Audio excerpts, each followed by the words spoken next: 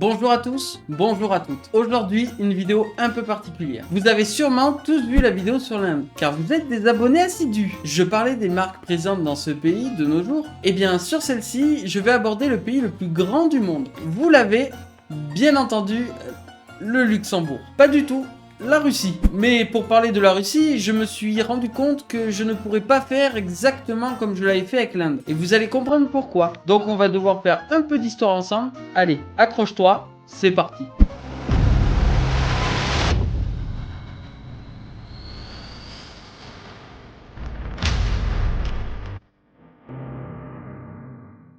Bon, un peu de contexte ne fera pas de mal. Nous sommes en 1902 sous l'Empire russe dirigé par le tsar Nicolas II. L'Empire veut augmenter la productivité agricole du territoire. Et quoi de mieux que des machines à 4 roues et un moteur pour faire le travail pénible des animaux? Eh bien à cette époque, il n'existe rien de tel en Russie. Et le tsar fait importer des tracteurs d'un pays lointain. Des tracteurs de la marque américaine Avery. Des tracteurs à vapeur. Les années suivantes, le succès auprès des agriculteurs grandit et de nouveaux modèles vont être importés par l'Empire, créant un test grandeur nature pour voir l'efficacité des machines dans les fermes. Puis vient ensuite en 1906 la marque Russell, toujours à vapeur. C'est au tour de IH d'exporter en Russie de 1912 à 1915. Puis McCormick la même année. Arrive l'année 1917 et c'est une année marquante pour l'histoire russe. Car c'est l'effondrement du tsarisme et la prise de pouvoir des communistes avec Lénine à leur tête. Malheureusement, s'ensuit une guerre civile jusqu'en 1923. On aura donc uniquement des importations de tracteurs américains ou allemands pour l'instant. Mais en 1924 arrive le tout premier tracteur, produit massivement en Russie, le Fordson F. Oui, Henry Ford a accordé le droit de production à une seule usine russe, celle de Kirov. 50 000 Fordson Putilovets sortiront de l'usine durant la décennie. C'est un Fordson F, mais bon, vu qu'ils sont dans des usines russes, faut pas déconner, ils vont lui changer le nom.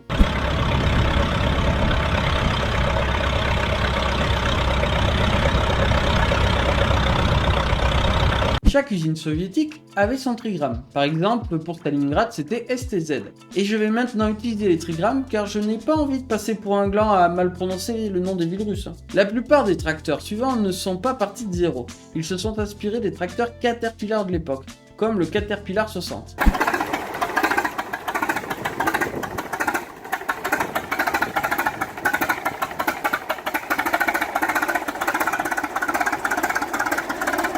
Je n'ai pas trouvé de traces de tracteurs soviétiques avant les années 30, en dehors du Fordson Putilovets.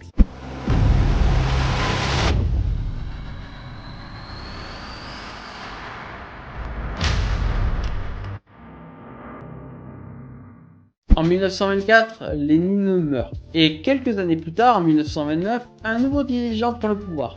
Staline. Staline décide de lancer une campagne de collectivisation. Pour faire simple, il invente deux systèmes de fermes, les kolkhozes et les sovkhozes. La différence est simple. Pour la première, les kolkhozes sont les agriculteurs qui ont bien voulu donner leurs terres à l'État. Bien sûr, aucune pression n'est faite sur eux. Non, non, non, ils sont juste bienveillants.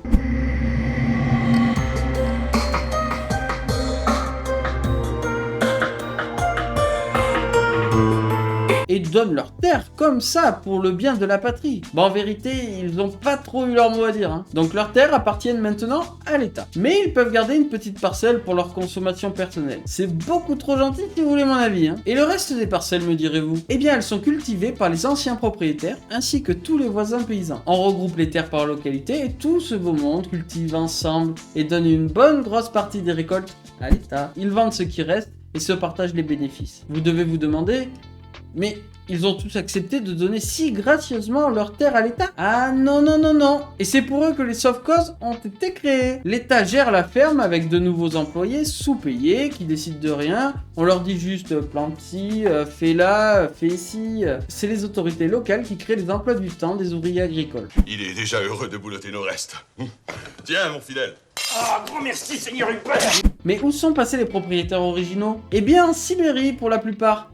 Et pas pour faire un trek ou du tourisme, mais bien dans des goulags à casser des cailloux pour la mère patrie. La température la plus basse enregistrée à Yakoutsk est de moins 70 degrés Celsius.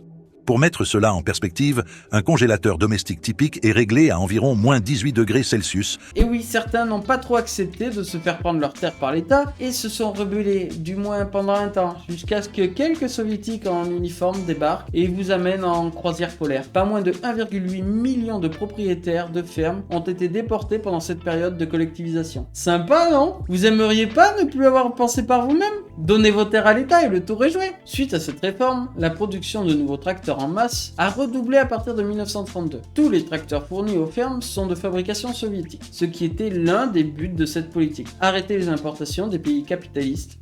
Mission réussie. Avec en 1931 la sortie du premier tracteur presque 100% soviétique, non. Il est totalement pompé du McCormick 1530.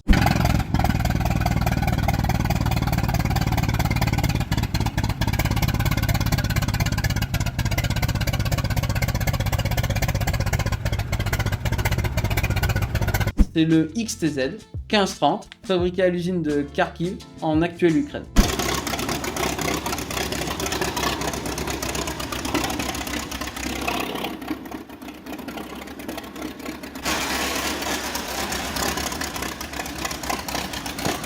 En 1933, c'est la sortie du S60, sorti tout droit des usines de Chelyabinsk, un tracteur de 60 chevaux comme son nom l'indique.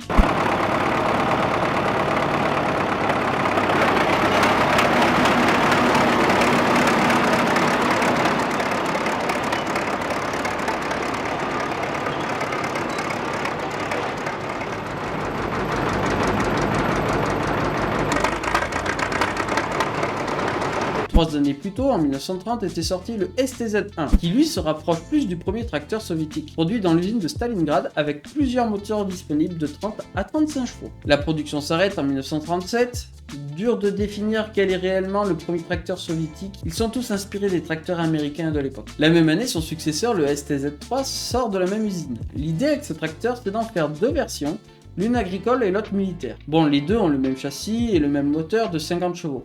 La différence, c'est la cabine. Pour la version militaire, que l'on appelle le STZ-5, il y a deux places, et elle est située à l'avant, alors que pour la version agricole, c'est une cabine monoplace, à l'arrière du tracteur. Les deux possèdent des chenilles. Le STZ-5 sera utilisé tout au long de la guerre, pour tracter des pièces d'artillerie, ou bien même envoyer des missiles dans de plus rares cas.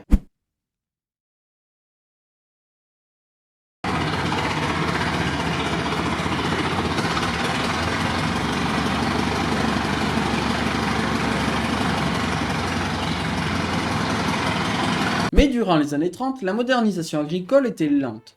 Le manque de main-d'œuvre qualifiée et de matières premières rendait la fabrication massive de tracteurs compliquée. La guerre frappant aux portes de la mère patrie, les usines de tracteurs se sont transformées en usines militaires pour les blindés soviétiques. Pendant la guerre, une seule usine continuera de produire des tracteurs agricoles en continu, celle construite en 1941 à Kharkov, avec le SCHTS Nati, un tracteur à chenilles muni d'un moteur de 52 chevaux, 4 cylindres essence, mais qui pouvait également tourner au pétrole. La sortie du S65 à chenilles pendant la guerre marque l'un des derniers tracteurs des années de guerre.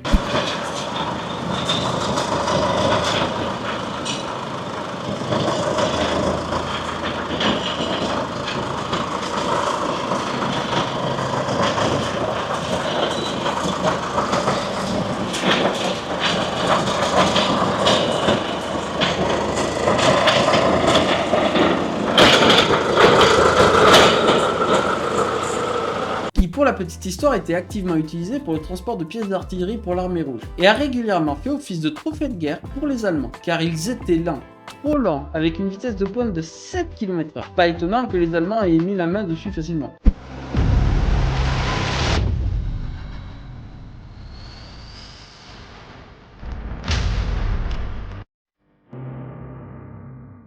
Suite au conflit mondial, il a bien fallu trouver une solution pour relancer l'économie et la production agricole. C'est ainsi qu'est né le DT54 HUI de 54 chevaux. Produit en masse à partir de 1949, près de 960 000 exemplaires vendus. Il était pas cher et robuste, d'où sa popularité. On peut presque dire que c'est le premier tracteur 100% soviétique.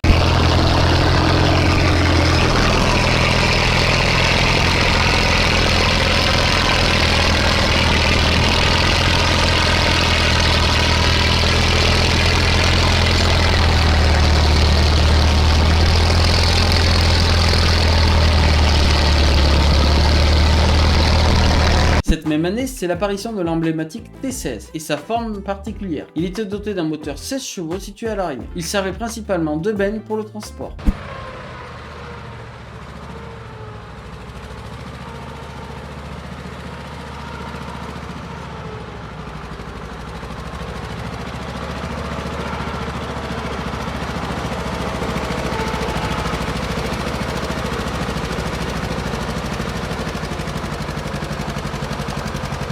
En 1950, le XTZ7 arrive avec un moteur essence de 12 chevaux, un relevage hydraulique et des pneus. Les premiers vrais pneus en Russie. Pourquoi mettre des pneus quand on peut avoir des chenilles? Cela doit être un dicton russe célèbre, ou bien mon imagination.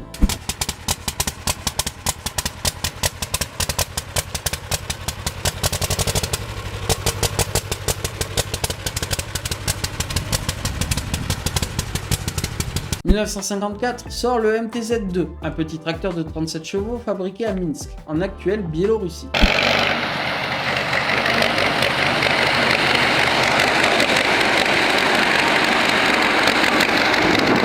En 1955, c'est le premier prototype du K700 qui sort des usines soviétiques avec, s'il vous plaît, un moteur diesel de 100 chevaux. Rien que ça. C'est simple, il passe partout. Neige, boue ne lui font pas peur. Très adapté au terrain russe difficile. Ils continueront d'en produire jusqu'au début des années 1980. C'est l'un des tracteurs soviétiques les plus emblématiques.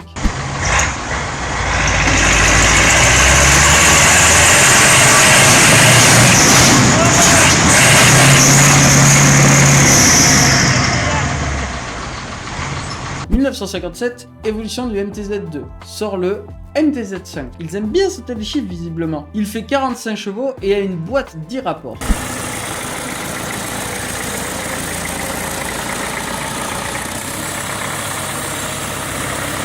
Ce qu'il faut comprendre, c'est que les modèles soviétiques étaient tous fabriqués dans plusieurs usines. Donc les fermiers russes n'avaient pas trop de choix en la matière. Ah c'est sûr, ça limite la jalousie du voisin. C'est pas comme chez nous où c'est à celui qui aura le plus gros. Hein.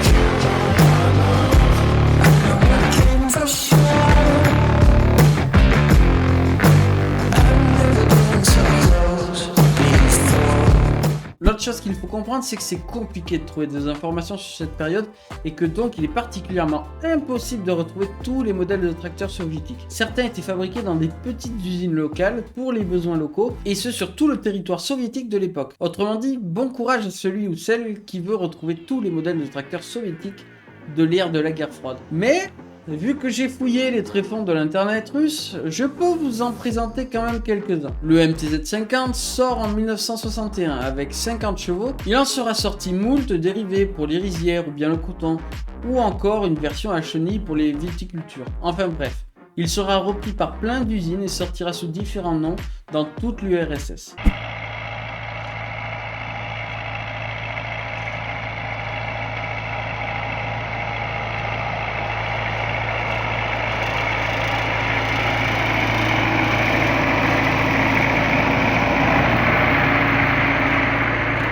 En 1962 sort le tout premier tracteur articulé du RSS, de 130 chevaux, le T125. Bon, seulement 195 exemplaires ont été produits, mais quand même, le premier tracteur articulé, je ne pouvais pas passer à côté. En 1966, sorti du petit T25 de 25 chevaux.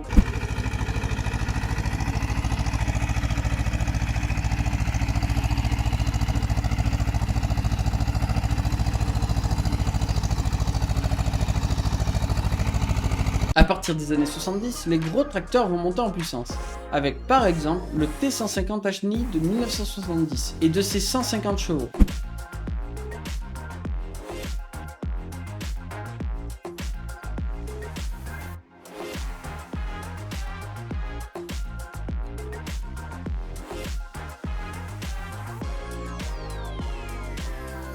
Puis le K700, une amélioration du K700, et ses 180 chevaux.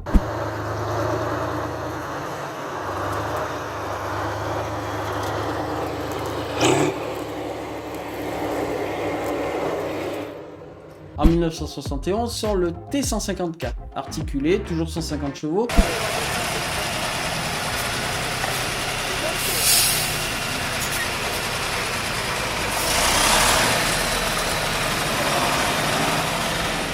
Mais Mais pour la petite anecdote, c'est le seul tracteur à monter à bord d'un porte-avions à ma connaissance. Il opère sur l'amiral Kuznetsov. Bon, ils l'ont un peu modifié pour les besoins avec rien d'autre qu'un réacteur d'avion de chasse MiG-15.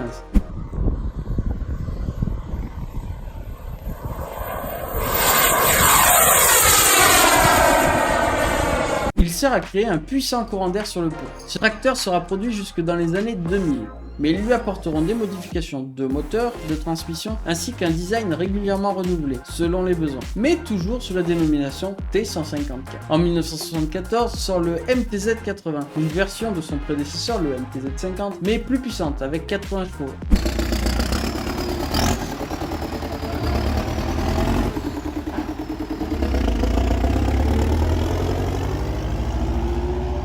Et là, pareil, c'est modification sur modification. 10 versions différentes de cette série sortiront des usines soviétiques. Plus de puissance et on le renomme MTZ-90. Même si c'est le même tracteur, vous avez compris le schéma, on crée un modèle et on le dérive à l'infini. C'est aussi ça le communisme, on partage tout.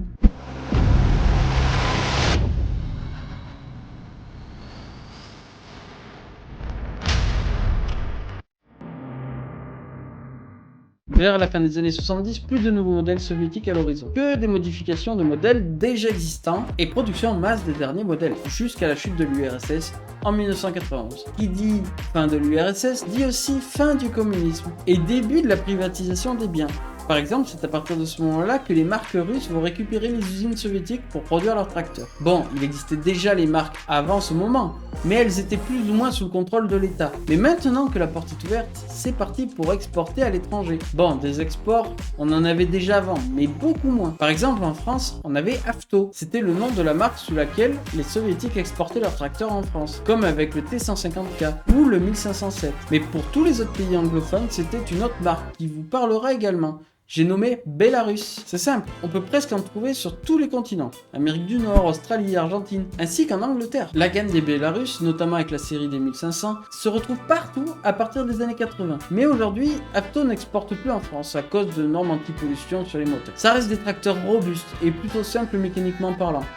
Voire presque archaïque. Alors la chute de l'URSS c'est une chose, mais rappelez-vous quand même que depuis les années 30, les paysans sont sous le régime des fermes collectives. Alors, que deviennent-ils? Eh bien, une réforme arrive en 1992, dont le but premier est de redistribuer les terres qui, je le rappelle, appartiennent à l'État. C'est plutôt simple, on donne un bon à tous les employés qui représentent leur nouvelle propriété avec la surface qu'ils possèdent désormais. Donc ils deviennent presque tous propriétaires. Mais il y a un problème avec ce système. Déjà, il n'existe pas de plan cadastral comme en France à ce moment-là. Donc, comment tu sais quelle parcelle est à toi? Eh bien, tu sais pas. Vous voyez les problèmes arriver? Car moi, oui, 62% des terres agricoles russes vont être distribuées aux employés, qui certains n'ont même pas les moyens de cultiver. Pas assez de machines, et surtout des bien trop grandes surfaces à cultiver, à cause de tous ceux qui ont refusé les dons de terre, car ils voulaient rester salariés. Le problème, il est factuel. De 1991 à 2000, la production de grains diminue de 43%. Et de 55% pour la viande. Bon, ils ont rectifié entre 2001 et 2002, en créant un plan cadastral et créant des vrais titres de propriété. Et du coup, le truc intéressant avec les titres de propriété, c'est qu'on peut les vendre. Après cela, la production agricole russe n'a fait que croître jusqu'à aujourd'hui. Voilà le point historique pour que vous compreniez mieux le contexte dans lequel les marques russes ont dû s'adapter et évoluer.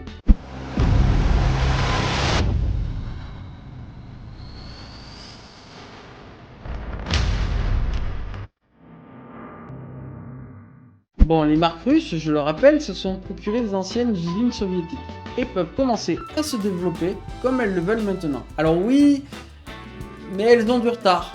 Et pas un petit retard genre SNCF, hein, mais plutôt des décennies de développement.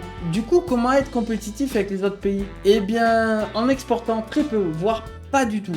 Et en se concentrant sur le local. Puis dans un second temps, en investissant sur la modernisation des tracteurs, en s'associant parfois avec des marques étrangères pour rattraper le retard. Bon, je pourrais essayer de vous faire une liste des tracteurs sortis entre 1991 et 2024, mais la vidéo serait extrêmement longue. Donc j'ai décidé de vous présenter les marques les plus importantes en Russie et en ex-URSS, celles qui ont réussi l'exploit de survivre après 1991. Un très bel exemple pour commencer serait à mon avis MTZ. C'est la marque qui a récupéré l'usine de Minsk en 1991 quand la Biélorussie est devenue indépendante. Elle existe depuis 1946. Si on regarde un peu leur tracteur actuel, on a une gamme qui commence de 85 chevaux avec le MT 920 au prix de 43 750 $ jusqu'au MT 3623 de 360 chevaux, 398 000 $, qui a une grosse particularité, car c'est un moteur thermique de 360 chevaux qui alimente une centrale électrique, qui elle-même fait fonctionner différents moteurs, pour les roues, ou même des moteurs indépendants pour les prises de force avant et arrière. Ensuite, si on reste en Biélorussie, on a une marque que j'ai mentionnée plus tôt, et qui vous parlera peut-être un petit peu plus. Belarus. Et là, on a un petit peu plus de tracteurs à se mettre sous la dent. Les tracteurs sont numérotés pour différencier les séries.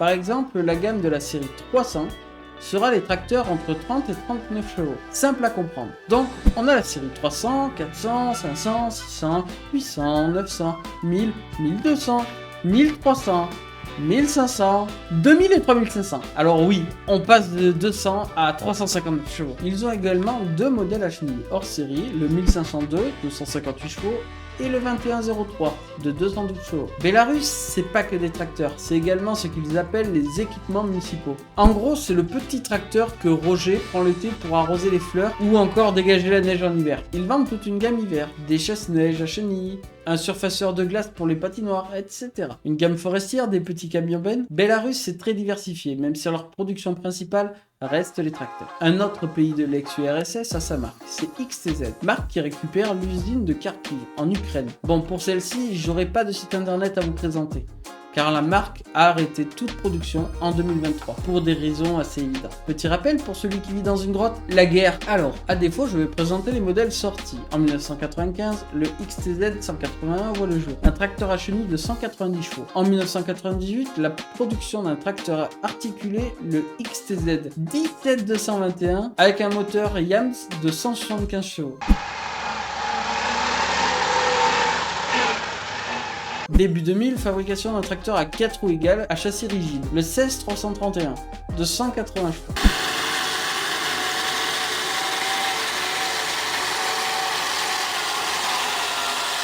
En 2014, des tracteurs articulés de la série 240K.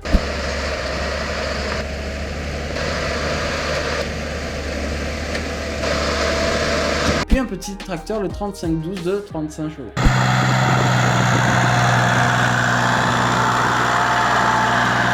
En 2020, présentation d'un tracteur à 4 roues égales à châssis rigide, le 160U de 180 chevaux. Enfin, la marque ne produit plus de tracteurs, mais elle cherche à délocaliser sa production pour continuer à produire. Je ne sais pas si malheureusement ils ont réussi. Ensuite, nous avons Kirovets, une marque russe qui a récupéré l'usine de Saint-Pétersbourg et qui, elle, produit essentiellement des énormes monstres. C'est simple, leur gamme démarre à 300 chevaux avec le K743 pour arriver au monstre ultime de la marque, le K746M de 460 chevaux et c'est 18 tonnes. Une autre marque russe qui ne fait que des monstres, c'est Roselmak. En termes de modèle de tracteur, c'est simple, une série, la série 2000 qui va de 380 à 430 chevaux et un moteur Weiche de 11 litres 6. Ils font également des moissonneuses que vous pouvez voir dans Farming Simulator, mais aussi des ensileuses, des pulvérisateurs et plein d'autres outils agricoles, semoirs, herses, etc. On peut parler un peu également de VGT, une marque disparue en 2018 suite à une insolvabilité. Elle était située à Volgograd, anciennement Stalingrad. C'est à elle que l'on doit le DT54 et 75, ou le SCHTS Nati dont j'ai parlé plus tôt dans la vidéo. Et bien la marque a continué à produire des tracteurs à chenilles avec par exemple le Agromatch 90.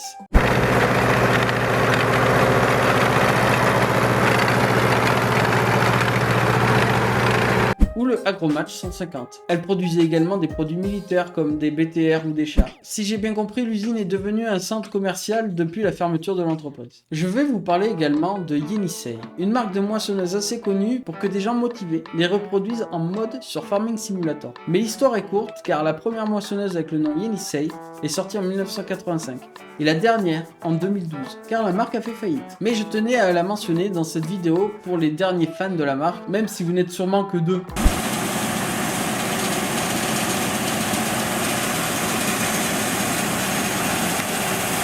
Et pour finir, je vais vous parler de Therion, une marque de matériel d'élevage où il possède une gamme de tracteurs commençant de 180 chevaux avec le ATM 3180M pour aller jusqu'à 360 chevaux avec le ATM 7360, tous équipés de moteurs DOT. Ils ont également une gamme de moissonneuses, des équipements municipaux, des lames pour la neige, etc. Ah oui, j'ai failli oublier. En me promenant sur le bon coin russe, j'ai découvert des tracteurs estampillés Farmer. Mais alors, malgré mes longues recherches intensives, impossible de trouver des informations sur cette marque. Du coup, si jamais l'un ou l'une d'entre vous connaît cette marque de tracteur, je suis vraiment curieux d'avoir plus d'informations. Les marques de tracteurs russes dont on vient de parler n'ont pas les mêmes codes que les marques occidentales. On s'en rend bien compte, rien qu'au niveau du design, ils ont beaucoup de progrès à faire. À moins que ce soit notre vision des choses, avec nos habitudes, et que les agriculteurs russes trouvent nos tracteurs moches aussi, de par leurs habitudes à eux. Pour le côté technique aussi, il y a une différence. Malgré des efforts de leur part, leurs tracteurs sont quand même en règle générale conçus bien plus simplement que chez les occidentaux. Enfin bon, toute cette vidéo pour dire que j'aurais pas aimé être un agriculteur russe au siècle dernier. Ni même aujourd'hui d'ailleurs. Si le format te plaît et que tu souhaites que je parle d'un autre pays, dis-le moi en commentaire. N'oublie pas de t'abonner, c'était Faroji. Tchuss!